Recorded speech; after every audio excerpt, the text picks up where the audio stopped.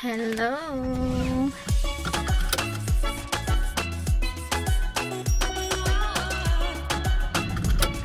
Tapos na yung aking work. Ngayon ay pupunta na ako sa... Hulo, umuulan man.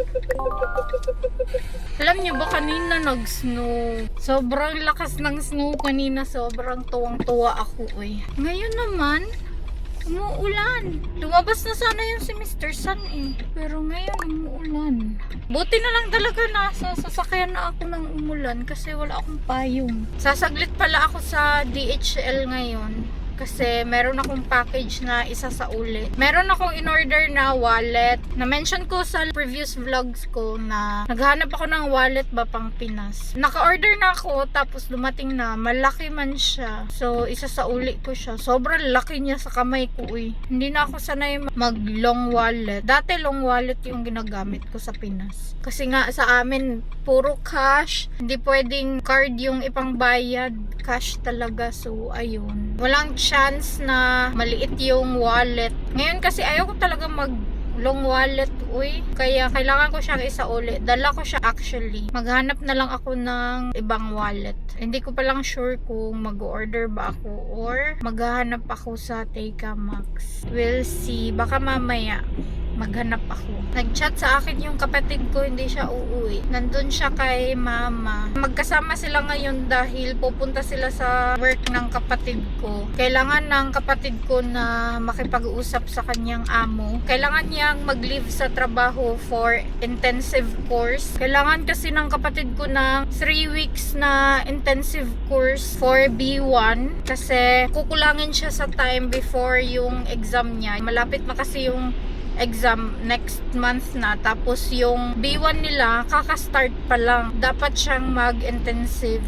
Another bayad na naman. Uy, Ginoo ko Lord. Kung hindi siya papayagan na mag-leave, wala siyang choice kundi tumigil sa trabaho niya. Mas importante na tapusin niya yung German course niya. Importante din naman yung work niya pero madali lang siyang makahanap ng trabaho dito. Mas makakamura din kami kung intensive course yung aming babayaran kesa naman bumili kami ulit ng ticket pabalik dito sa Germany. If ever na hindi niya malagpasan yung B1, kailangan niyang umuwi ng Pinas tapos doon magte-take ng exam. And then babalik dito dahil meron na siyang kontrata sa kanyang Ausbildung.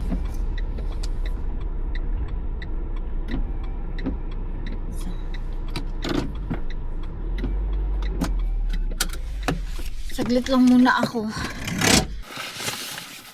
I-drop by ko lang to siya. Ang maganda dito pag nag-shop ka online, pag hindi mo nagustuhan, within 14 days, pwede mo siyang ibalik. Dito ako sa Edeka. Nandito sa loob yung DHL shop.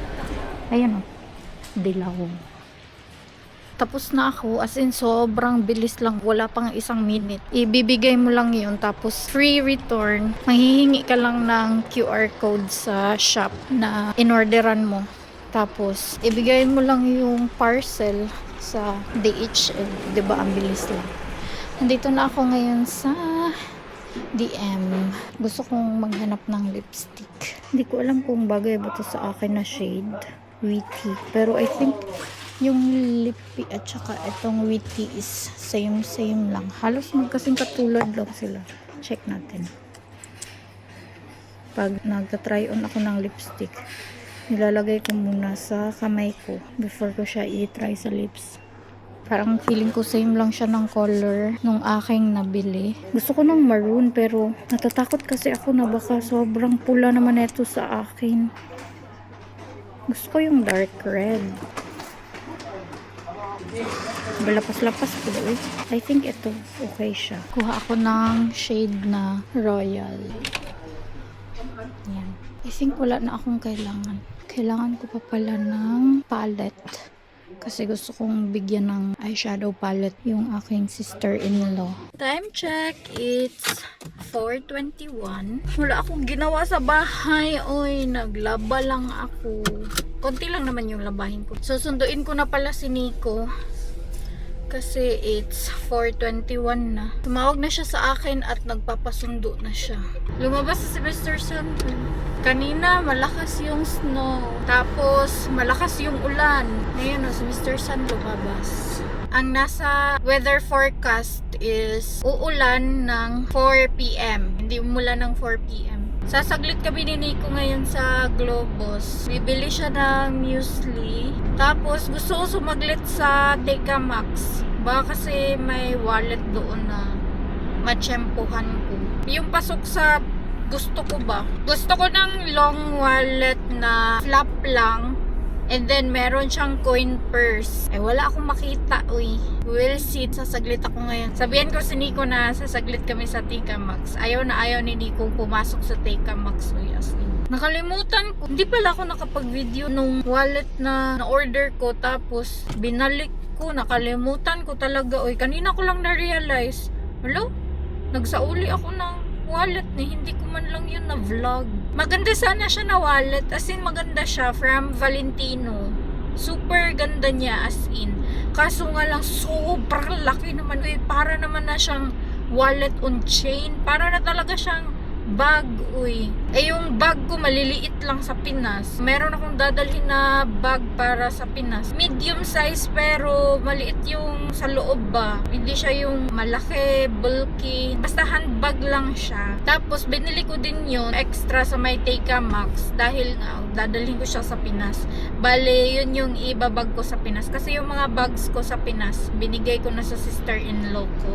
Kaya wala akong bag sa Pinas. Na magdadala lang ako ng bag ko. Kung meron ako makita sa ukay-ukay, why not? Kasi gusto ko mag-ukay-ukay. Late pa lang nagpasundo si Nico ngayon. Usually kasi, nagpapasundo yan siya ng 3 p.m. Busy siguro sila. Kaya medyo matagal siyang natapos. Hi. Hi.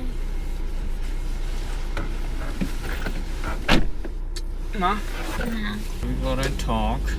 Okay. Das sind ja sehr gute Neuigkeiten mit MH. Der Vertrag schon da ist. Dito na kami sa Globos pero bawal akong mag-film sa loob. Andito na kami sa bahay, nag-prepare ako kaagad na aking kakainin. Uy, ang gusto ko sana kanina, pagdating ko kakain sana ako ng baboy. Naisip ko, mag-antay na lang ako kay Nico para sabay kami kumain. Ang ending, hindi pala siya kakain dahil busog na busog pa siya sa lunch. So ako na lang kakain. Hindi na lang ako nagluto ng baboy. Gusto ko sana mag-fried ng baboy. Hindi na lang kasi 5 p.m. na. Mabigat sa tiyan ang baboy eh. I mean, baboy pa rin naman to siya. Meatloaf to siya. Actually, galing to sa work. Last piece na to siya. Tapos ipapatapon nila. So, nagtanong ako kung pwede ko bang iuwi sa bahay. So, ayan, inuwi ko. Sayang kasi itapon. Meron din ako dito seafood chili sauce. Lasa siyang palapa eh. Pero mas maanghang lang to siya compare sa palapa. Si Nico pala, pumasok siya doon sa supermarket sa Globos dahil bumili siya ng muesli. Kasi nga nung Saturday hindi kami nakapang grocery. Nag-grocery kami konti nung Saturday pero nakalimutan niya. Bumili din siya ng almond milk. Tapos na akong kumain at ito yung nabili ko sa Teka Max. Diba sabi ko long wallet na flap? Walang flap. Ganito lang, zipper lang. Yung na-order ko na flap, mas malaki pa dito, uy, as in. Akalain yung mga ganito siguro yung kataas. Meron ako nakita sa Teka Max. Ito, 9 West yung brand niya. Meron din tong half na ganito din, pero flap yung lagayan ng coins niya. Yun din sana yung gusto ko. Actually, tatlo yung pinagpipilian ko. Ito siya yung kalahati neto at saka medium size na ganito. Gusto ko din sana yung bilhin. Kaso ayaw ni Nico. Sabi ni Nico mas okay daw to siya para hindi ko na daw kailangang tupiin yung pera. So nakaganyan siya. Maganda yung loob actually. Yung gusto ko sana, flap siya. Tapos ganito siya ba? May lagay ng coins. Ito may lagayan din siya ng coins dito sa labas. Oh. Pero for sure, ang ilalagay ko dito is yung aking rosary. Tapos dito sa gitna yung coins. Ayan. Maganda siya dahil malaki yung lagayan ng coins niya. Di naman madami yung cards ko pero still. Siya. Gagamitin ko na to. Lalagay ko na to sa aking bag na dadalhin papinas. I think yung isa babalikan ko bukas kung meron pa yun. Kasi bet na bet ko talaga yung isa. Medyo maliit siya, pero hindi from 9 West. Medium yung haba niya, pero maliit siya. Basta bet na bet ko din yun. So, I think babalikan ko yun bukas, but we'll see. Ilalagay ko na din yung Philippine money ko. Kasi meron pa akong Philippine money dito na natira from last year. Sabi ni Nico kasi ganito yung bilhin ko para makapag-budgeting daw ako. Kasi hindi ko na kailangang tupiin yung pera ba. Ito na yung mga ano ko, dadalhin ko sa Pinas. As in, ready na yan. Pinalitan ko lang ng luggage. Yung regalo sa akin ng kapatid ko na luggage, yun yung pang hand carry ko. Pero, since hindi ko masasara, eto siya. Etong pink sana, eto siya. Iiwan ko kasi to doon sa Pinas kasi in case lang ba. Yung nilagay ko dito, hindi siya mag-close. Kaya, naisip ko na yung medyo malaki na luggage ko ang aking dadalhin. Tapos, iiwan ko itong dalawang luggage na to sa Pinas. Dalawang maliit na luggage yung iiwan ko doon sa Pinas. In case lang na kailangan nilang umalis, so meron silang gagamitin. We'll see kung ano ba talaga yung aking iiwan na luggage. Sabi ko sa sarili ko, final na to siya. Pero parang feeling ko hindi pa to final. Gusto ko kasi na iwan itong luggage doon sa Pinas. Anyway, ito yung dadalhin kong bag. Etong bag na to, binili ko talaga to para sa Pinas kasi ayaw ko magdala ng aking bag na masasayangan ako. Alam ko yung panahon doon sa Pinas at meron akong mga bag na nasisira dahil lang sa panahon doon sa amin. So, bumili ako ng mumurahin tapos dadalhin ko siya sa Pinas. Ililipat ko lang to. I think hindi ko na to dadalhin. Ito yung aking passport holder. Feeling ko hindi naman talaga din to magagamit kasi nga kailangan ito lang. Tapos nahaselan ako minsan na ibalik siya. Dalhin ko ang cards para sa Pinas, yung ATM ko sa Pinas. Hindi ko alam kung kailangan pa ng vaccination, but in case lang na hanapan ako ng vaccination, meron ako dito. Tapos lagi ko ding dinadala itong aking implant pass. Lagi ko tong dala kasi natatakot talaga ako na maharang. Meron din ako ditong mga emergency contact. Meron pa akong pera Hindi ako magugutom pag landing ko doon. Meron pa naman akong 3,950. Diba? Meron pa akong pera. Ang laki pala ng wallet na to. Oh my goodness. Alam nyo ba kung ano yung una kong kakainin? Jollibee. Pagdating ko doon, magja-Jollibee ako. Uy. Ang dami naman card slots nito. Uy, wala naman akong cards masyado. Aking passport. Ay, kasya din yung aking passport. Bonggara. O, diba? Ito na yung dadalhin ko. Gusto ko sana yung black na wallet pero walang black. So, ito na lang. Uy, ang laki niya.